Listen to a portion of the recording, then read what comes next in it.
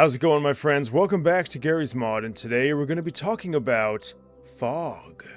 Now, when it comes to fog in video games, it's typically used as a way to stop you from looking at something or being able to see anything that the developer is trying to hide. And, well, this time we're going to be using it as ambience, because now you can turn any map from this to this. Pretty stark difference, but there's more to this mod than just spawning in a fog editor, which, by the way, I will say, this also does use G shader, which is pretty exciting.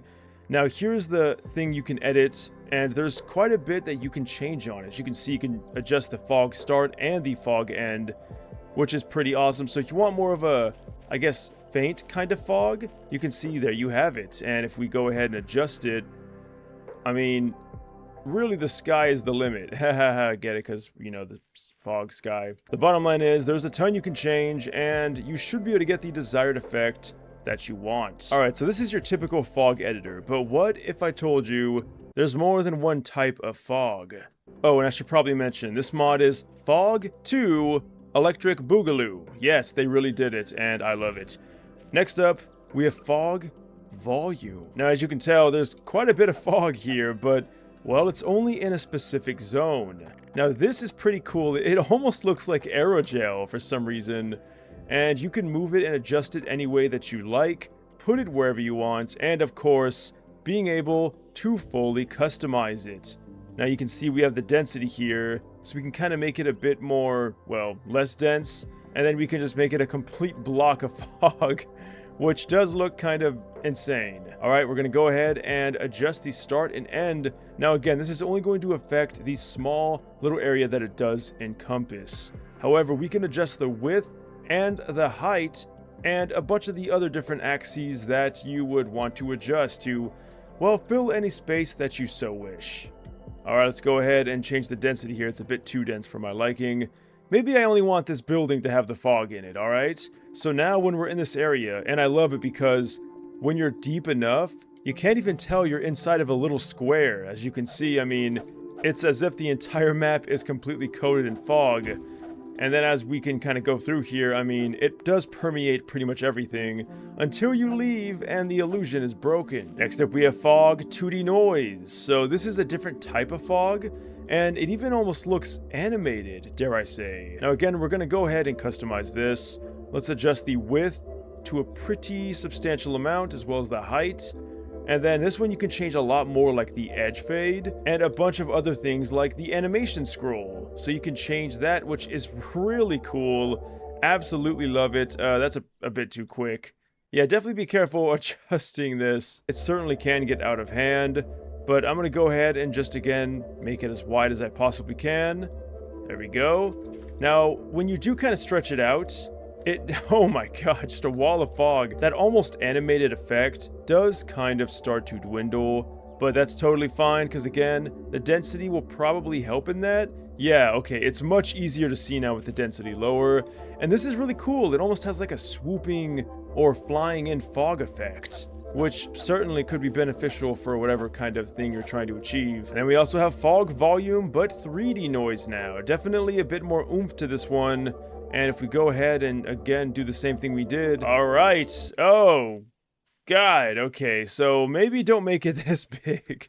Alright, so I would definitely recommend using this in a bit of a smaller form, just because the bigger you make it, the more it starts to look a little strange. I mean, this is fine. So if you're in a space like this, I mean, I could totally see this working.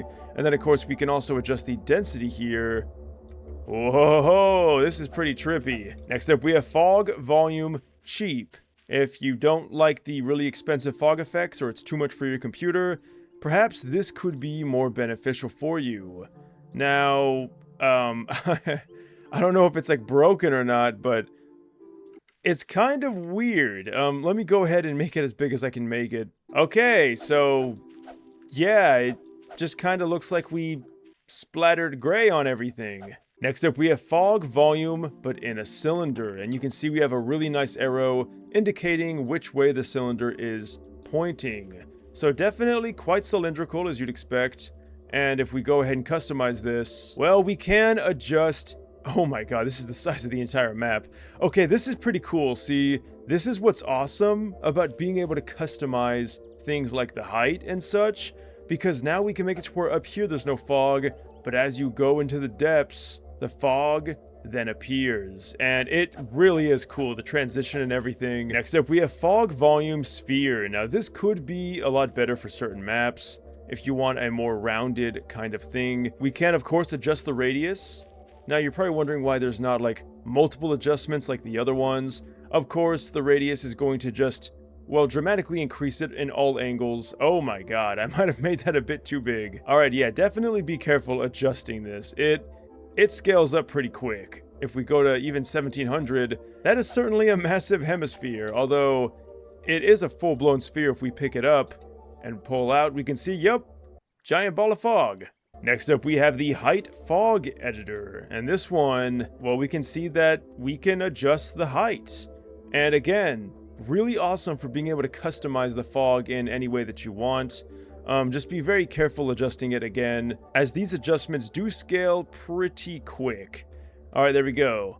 So, oh, this is awesome. This looks so natural. We can just go into the fog and embrace the misty goodness. And last up, we have the Radial Fog Editor.